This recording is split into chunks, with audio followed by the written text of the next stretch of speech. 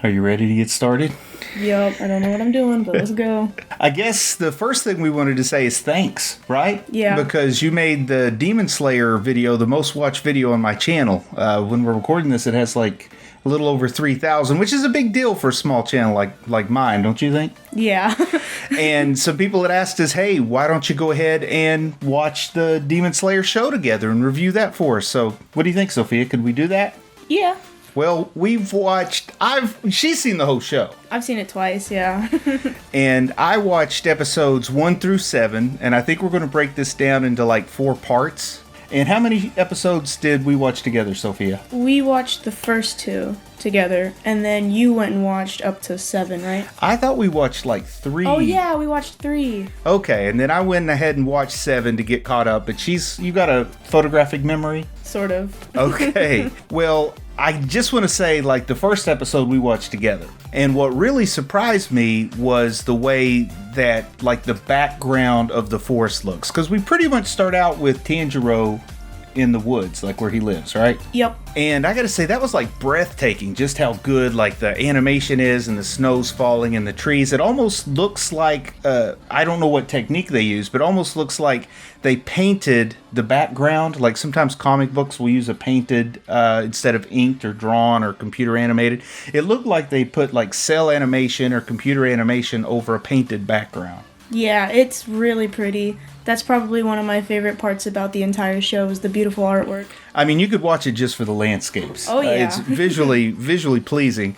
But the first episode didn't have a whole lot of, like, fighting in it. So, I was kind of bummed. I like the fighting. It's exposition, But what I really got out of those first, like, 2, maybe 3 episodes is just how much Nezuko is the engine for the story. I didn't know that, because in the movie, I just thought, he found a demon. I think you did tell me it was his sister, but I didn't really understand he's, like, on this quest because his sister was turned into a demon, and he's on this quest to find a cure for her. Yeah, that's probably the main driving point of the whole show. That's what started off his adventure, and that's what's keeping him going. So that was pretty cool. I really like that. I mean, it's a good way to drive the story. I thought he was just a guy who always wanted to kill demons. So it was pretty cool to see there was more to it. Now, I've got something I have to, apologize for, make a correction. A couple of people have told me in the comments, and then you told me too, but what I was calling a magic system, it's not really magic, is it? No, it's not really magic. What is it? It's breathing technique that helps enhance your body's natural functions. So it brings more oxygen into the lungs and throughout the entire body to help like with healing and stamina and whatnot. But how does that make like a water serpent fly out of your sword? There's different breathing techniques. I'm not quite sure because they haven't really gone over it a whole lot in the anime. If you want to know better, you probably would have to read the manga. Okay, well, so now I've got more homework to do, huh? But no, I do think I got a better understanding after watching these 7 episodes because I see him talking about the total concentration breathing. But I'm going to tell you what I really like about it is the way that it's depicted on screen. And also, I think in the comments, somebody said what you're seeing on screen is just like a representation. It's not literally what's happening when they're fighting, but it's just a visual cue for the technique, which is kind of cool. I've read some books, like in the Wheel of Time books that I really like. They talk about sword fighting as he went into crane stance, but they don't tell you what crane stance is. You just use your imagination. I think this is kind of the same way to do that. But what I really like about the way this show does that is if you're a guy like me that really, really likes magic, it looks like magic, I can just call it magic and I'm happy. But if you're a person who doesn't like magic as much, then you've got the total concentration breathing and the technique behind it. I think that's kind of like a stroke of genius. Do other shows do that sort of thing? Because this is the first time I've ran into something that can work equally well as magic and not magic, depending on what you want to see. Personally, I haven't actually seen anything quite like this, but I mean, I haven't seen every anime in the world, so there might be something out there. I don't think anybody has, have they? I definitely haven't. I'm the outsider. It's like a very new approach, and I do really enjoy it. Now, I'm going to tell you something I thought they did great. And you tell me if you agree, because you're still, in school. I think they totally captured the frustration of learning. Anyway, the guy with the red mask and the long nose that takes him in to, like, decide if he would even be good enough to ever go take the trial to be a demon slayer. And we just see him, he's running down the hill and getting caught in the traps, and he keeps going and going. And as soon as he thinks he's got the hang of it, then he has this new thing where he's got to slice the boulder with his katana. It's just so hard and so easy to give up, And I just kind of think like back when I was in school or maybe later in life, and just trying to learn something, trying to build something. I haven't seen much capture that frustration as good as this show does. So you being in school, what did you think about the frustration he felt? I know if I was in his position, I would have quit. I don't have what it takes to stick with that. Yeah, I think it's very, very relatable, especially nowadays with how education is having to adapt to our situation right now. I feel it in his soul how difficult it is and how much he wants to give up. And I've felt like that sometimes with school. And I think the artists, they capture it amazingly. And I want to give some credit to the writer and the artist of the manga is the same guy, but writers and artists are going to be different on the anime. You know what I think it felt like to me? I think it felt like what it would have looked like if Star Wars had given us a little more intense experience with what Jedi training is like. Of course, I'm an old guy stuck in Star Wars too much, but I like to relate back to stuff I know from before and that I can relate to, and I really felt like that's what Jedi training should have looked like, not what we kind of got in the movies. And nothing against the movies. I love them, honestly. That's why I'm talking about them. Or the Clone Wars, nothing against that. But, I mean, I never felt like I got to experience just how much pain and frustration could be in that. And I think that's universal. I think a lot of people feel frustration, and this show captures it so well. Oh, yeah, definitely. And I'm starting to figure out why I like this show, because, what anime have I watched that you even know of? I mean, hardly any, right? I watched Trigun, but you never watched that. I don't even know what Trigun is. But I think I'm really liking Demon Slayer because I really like fantasy novels. Mm-hmm. And it's got a lot of the same elements that make me like fantasy novels. I mean, you got this supernatural threat that's coming at you. You've got the training system. You've got like this secret hidden order of elite people that understand it, and then you've got like the farm boy coming in and trying to be part of it, this whole chosen one, Joseph Campbell and his, you probably don't know the Power of Myth by Joseph Campbell, no, Hero with 1,000 Faces, but it's got a lot of that to it, and I think that's why it connects with me. So I think I need to watch more anime. I need to watch more Demon Slayer too. I'm definitely going to finish the season. Looking forward to season 2. Now I have a theory, and I haven't seen anything beyond the movie and beyond episode 7, but I don't think that what I'm guessing at would happen in the first season or in the movie. But I've got a theory about what makes Tanjiro. I think what makes Tanjiro the chosen one is his empathy. And in these first 7 episodes, mainly like the first 4, they're always talking about how he has too much empathy and that empathy is his weakness. Mm-hmm. But I think in the end, empathy is going to be his strength, and that's what's going to make him succeed when nobody else can. Yeah, later on in the series, they sort of like dive deeper into that, especially as he's slaying demons. I don't want to give too much away to you. Yeah. But you'll see how like his kindness plays a role in how he kills them. And do you know what projection is? Psychological projection? Not really. Because I think I might be projecting onto Tanjiro, because sometimes I feel like I'm crippled with empathy. So I want to think that maybe empathy is his superpower. But what I'm thinking is, rather than just slaying all the demons, his search to find a cure for his sister is going to find an answer so that the demons can live peacefully without needing to bother humans. And instead of killing all the demons, he's going to create like this new world where the demons don't have to come into our world and they can live happy lives somewhere else. I think it's going to have some kind of resolution for coexistence whenever this story's done. Maybe. I'm not quite sure if that's where it's going to go. It would be cool if it did. I think his main goal is just to help his sister. Another one of the favorite things I have is the character design, especially the demons. Yeah. I think it's really cool when he's taking the test when he first goes and he has to kill demons, and they got this big mutated thing with arms everywhere. That's like, if you're a fan of horror or horror comics, I like a lot of Western horror comics, so that kind of grotesque creature that he has to fight and the way that it talks, and we hear the internal dialogue. I think that whole character design's pretty cool. And then the other, I've only seen, I think, not counting Nezuko, I think I've only seen about 3 demons so far, but they all have cool design. Yeah, each demon, it's really nice. Each demon is very unique. The artist put a lot of time and effort stylizing and stuff. I'm trying to slump over to be about your height here, and it's making my belly hurt. Also, they have good opening and closing music. That yes. never hurts, does it? Because you make us, I won't say you make us, you suggest, and I agree, that we always sit through the opening and the closing. I really love the opener, and the closer is just amazing too. I love the songs. And then when he's training, some ghosts come into play. The cool thing is you don't know they're ghosts either. It's kind of like Sixth Sense or something. You find out a little bit after the fact. That was kind of a nice touch when he finally finds what he needs to slice that boulder. Oh, something else I need to correct from the movie review. I said that I thought it was like the late Meiji Restoration or the late Meiji period. But they said, I think it was in episode 3 or 4, the demon says, "Where am I? When am I? Is it still Meiji?" Like he actually says it in episode 4. Is it still Meiji? And no, it's not. I think it's Taisho. I wrote it down. I got to look that up. I know a little history, not enough, but it's the Taisho period is what he says. So another correction when I thought it was the late Meiji period. It was the very next period, Taisho. I got to say, though, I still like the action the best. Just like with the movie, I'm really enjoying it best when we got action. So that's why I really started getting into it around episode 4. 4 or 5. Actually, you get a lot of action in 6 and 7, 5, 6, and 7. So I really like it once the action kicks in. The first 3 episodes are great because now I understand like the engine that's getting it moving. But I'm always probably going to like the episodes with big fights better than the ones that don't have big fights. Where do you fall on that? I really do like the big fights, especially when like they get dragged out a little bit, But I do quite enjoy like more exposition just because I like learning about like backstories and stuff. I'm really into that.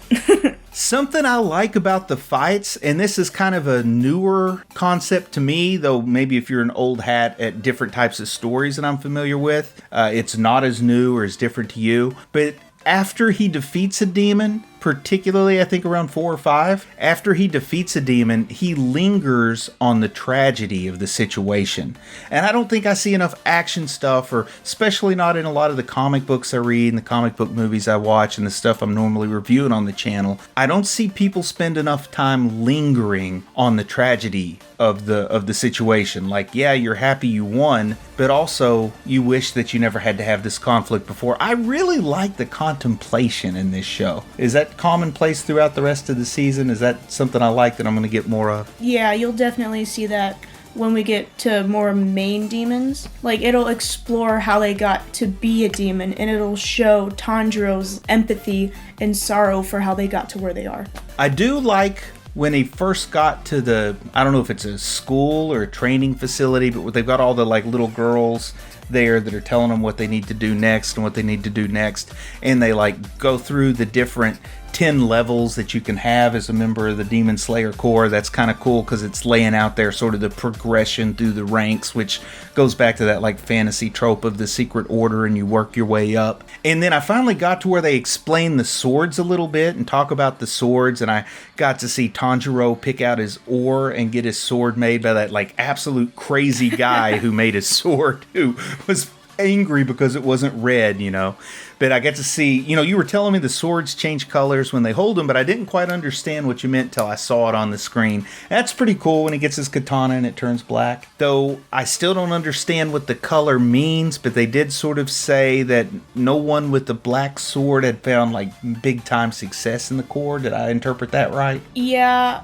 it's more of a superstition. I'm pretty sure the colors are based like off of personality, and they may kind of influence what type of breathing technique you want to master. There's a superstitious like rumor that anybody that has a black sword is doomed to fail. Is there something that I missed? Like, is that special ore, or is it just like regular old iron ore? It's a specific type of ore. But is it magic ore? Because I want them to be magic swords. I really want them to be magic swords. It's a specific type of ore that they found that's like the only type of ore that can hurt demons, so I guess it's kind of like magic.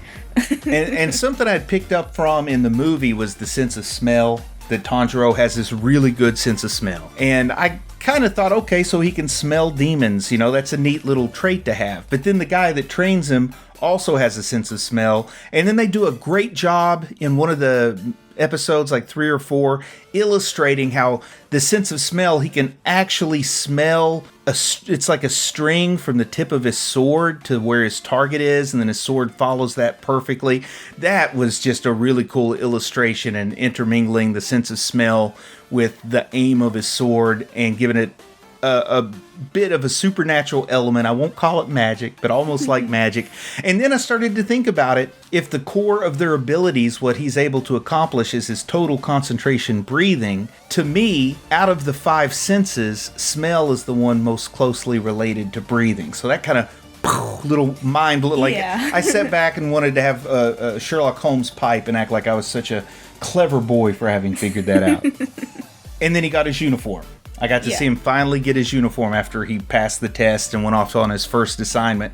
And I had already seen that from the movie, so I knew what it looked like, but it was still kind of a cool moment to see him get it. And something I didn't pick up on from the movie is that, like, that material is super strong. So demon claws, it's almost like armor, but it looks like cloth. Yeah, it's really neat.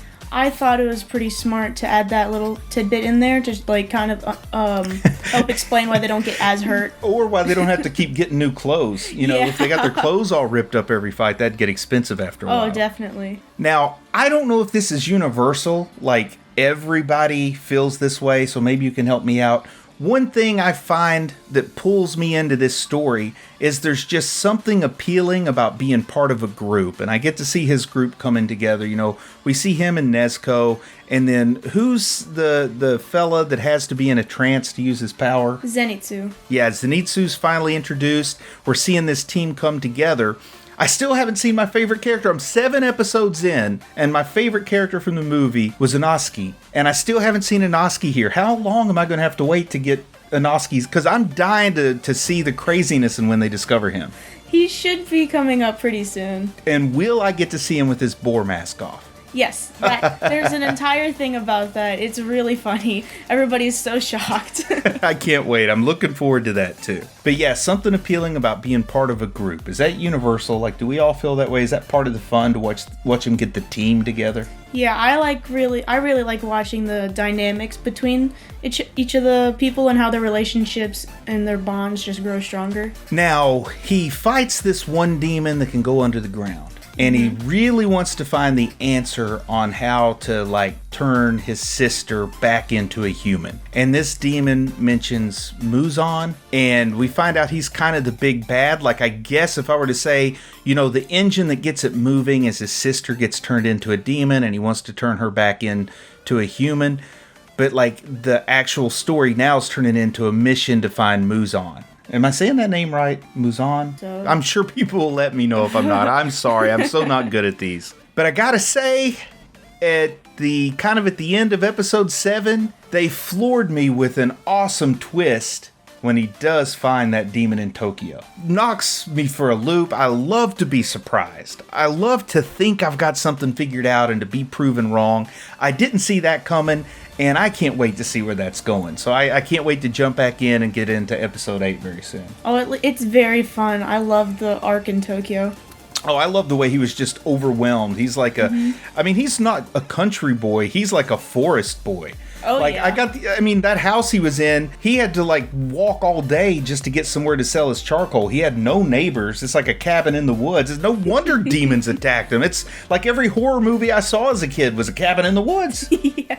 So I would love to go to Japan, but I don't want to be in a creepy haunted demon cabin all by myself out in the woods. I want at least one other house out there with me.